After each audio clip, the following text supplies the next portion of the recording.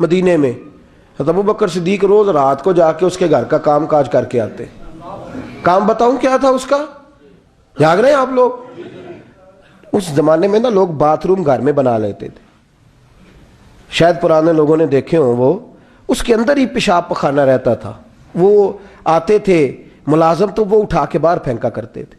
وہ be be گھر کے اندر پیشاب کرتی, نابینا ہے, وارث کوئی نہیں. تو ابو بکر صدیق آتے, امیر آدمی, اور اس کا وہ پخانہ پیشاب اٹھا کے باہر پھینک کے آتے.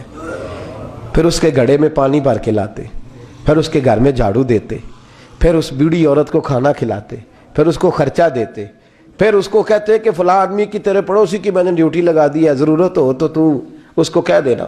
بڑے زمانہ خدمت کی. ایک دن حضرت عمر فاروق اس بی بی کے دروازے پہ چلے گئے, دستک دی.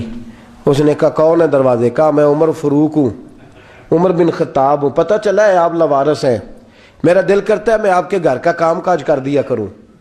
تو بی بی کہنے لگی نہیں, ایک بندہ آتا ہے کئی سالوں سے وہ کر رہا ہے, مجھے وہی ٹھیک ہے.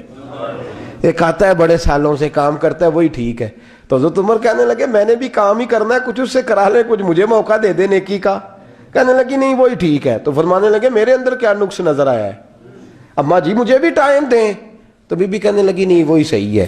حضرت عمر جذباتی آدمی تھے, جلالی آدمی تھے. کہنے لگے میں نے کہا نہیں مجھے بتاؤ میں کیوں نہیں کر سکتا. تو بوڑھی اماں کہنے لگی تجھ میں اور اس میں فرق ہی بڑا ہے. کہا وہ کیوں؟ کہنے لگے اتنے سال ہو گئے اسے آتے ہوئے, اتنے سال, تو پہلے دن آیا ہے اور آتے کہہ رہا ہے میں عمر بن خطاب ہوں, اپنا نام بتا رہا ہے. سالوں ہو گئے میں روز پوچھتی ہوں تیرا نام کیا ہے, وہ بتاتا ہی نہیں. وہ کہتا ہے اماں میں کام صحیح کرتا ہوں, تو نام کو چھوڑو, نام بتا کے کیا کرنا ہے. فرمایا یہ تھوڑا فرق ہے, اس نے اتنے سالوں میں نام نہیں بتایا اور تو پہلے دن ہی آگے کہہ رہا عمر بن خطاب ہوں. تو ابا جی کا بھی نام بتا رہا ہے, میں نے نہیں کام کرانا, مجھے وہی صحیح ہے. نام نہیں بتاتا, نوکری پوری کر جاتا ہے. حضرت سیدنا عمر فاروق فرماتے ہیں میں تہجد کے وقت جھاڑیوں میں چھپ کے بیٹھ گیا.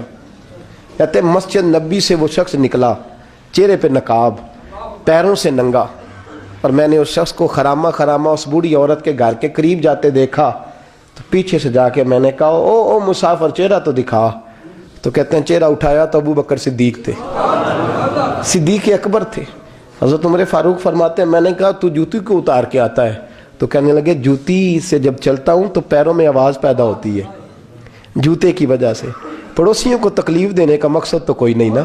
اور فرمایا جب جوتوں سے آواز پیدا ہوگی تو گلی محلے والے پوچھیں گے ابو بکر کدھر جا رہا ہے, تو میں نیکی کسی کو بتانا نہیں چاہتا. تو فرمایا ابو بکر کب سے آ رہے ہو؟ فرمایا چھوڑ عمر, بس دعا کر رب میرا آنا قبول فرما لے. تو دعا کر سرکار کی بارگاہ میں حاضری صحیح لگتا ہے. چھوڑ میں کب سے آ رہا ہوں, کس وقت سے آ رہا ہوں, اس مسئلے کو چھوڑ.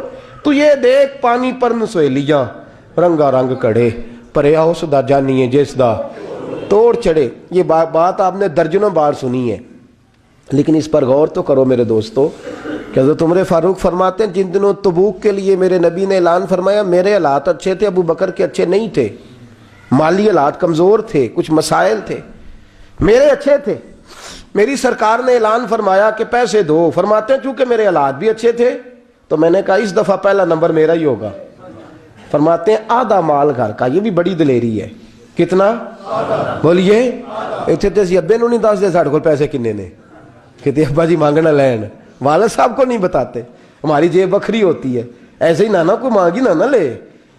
آدھا مال حضرت عمر فاروق فرماتے ہیں آدھا مال میں نے بانٹ کے حضور کی بارگاہ میں, اور ساتھ میرا ارادہ ہے کہ ابو بکر آج میں نہیں تجھے آگے گزرنے دیتا. فرماتے ہیں مال پیش کیا, تھوڑی دیر گزری تو ابو بکر بھی آ گئے. اور منظر کیا ہے؟ کہتے ہیں انہوں نے قمیض پہنی ہوئی ہے بوریے کی, سر پہ ٹوپی کوئی نہیں, پیروں میں جوتا کوئی نہیں. سر میں ٹوپی کوئی نہیں, پیروں میں جوتا کوئی نہیں. کہتے ہیں ابو بکر صدیق آئے, سب کا مال آیا, مصطفیٰ کی بھی اتنی توجہ نہیں تھی, پر جب ابو بکر آئے تو میں نے مصطفیٰ کریم کے انداز بھی بدلے ہوئے دیکھے, اس شخص کے آنے پر بدلے ہوئے دیکھے. فرماتے ہیں میرے رسول پاک کے سامنے ہر چیز ابو بکر نے قدموں میں ڈھیر کر دی, اور ڈھیر کر کے نا چیزیں رکھ کے تو فٹافٹ پچھلی سائڈ پہ, کسی کو پتہ نہ چل جائے, پچھلی سائڈ پہ حضور کے. تو حضور نے فرمایا ابو بکر سامنے آنا, گھر کیا چھوڑ کے آیا ہے؟ گھر کیا؟ بابا بلے شاہ صاحب کہتے ہیں عشق تیاگ دو ایک برابر, پر عشق دا سیک ودھیرا अग ते साड़े कख ते काने, इश्क साड़े तन मेरा, अग दा दारू मींह ते पानी, मैनू दसो इश्क दा दारू केड़ा, बुल्ले शाह ते कुछ नहीं बचदा जिथे इश्क ने लाया डेरा। फरमाया हर चीज पीछे बैठ गए। तो महबूब ने बाजू थाम के आगे किया, फरमाया क्या छोड़ के आया घर? ये इस बात पे बात आपने पहले भी सुनी है, लेकिन इन लफ्जों पे गौर करो। अबू बकर ने ये नहीं कहा हुजूर कुछ भी नहीं, मैं सारा कुछ ले, ये लफ्ज कहा ही नहीं। अल्लाह करे हमें इस अकीदे को समझें, इस नजरिए को। ये तिरमिजी और मिशकात दोनों में ये लफ्ज मौजूद है। ये नहीं कहा हुजूर कुछ भी नहीं, सारा कुछ ले आया हूं, ये नहीं फरमाया। हुजूर ने फरमाया अबू बकर क्या छोड़ के आए हो घर? तवज्जो है आपकी? लफ्ज देखें, कहा मा अबक़ैत अल्लाह व रसूले, या रसूल अल्लाह घर में खुदा को भी छोड़ आया हूं, मोहम्मद मुस्तफा को भी छोड़ आया हूं। ये लफ्ज है सियासता के, मेरे घर में खुदा भी है, खुदा का। हुजूर किधर थे? बोले ना। और वो क्या कह रहे हैं?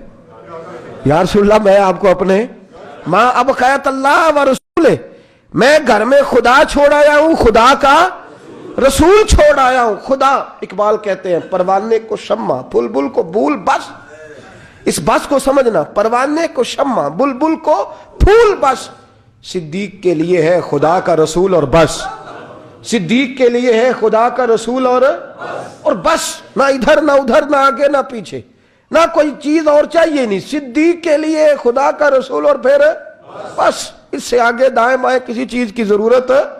इकबाल ने कहा तुझसे तुझी को मांग के मैंने मांग ली सारी कायनात। बस हुजूर की जात से आगे पीछे सोच गई नहीं।